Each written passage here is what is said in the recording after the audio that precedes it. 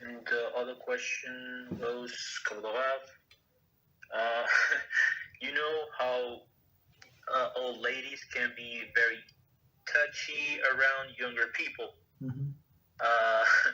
When they try to give us hugs and kisses, like we're their grandchildren, or shake our hands, do we have to back away?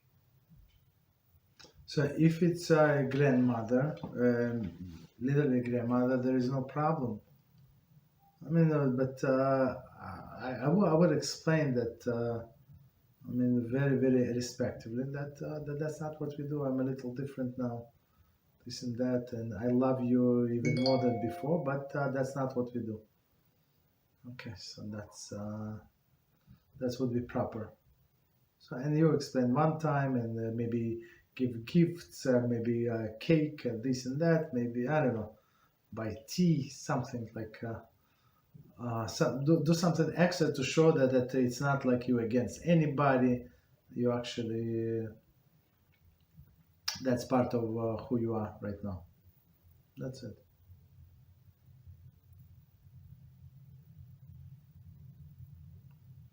Thank you, Rabbi. You're welcome.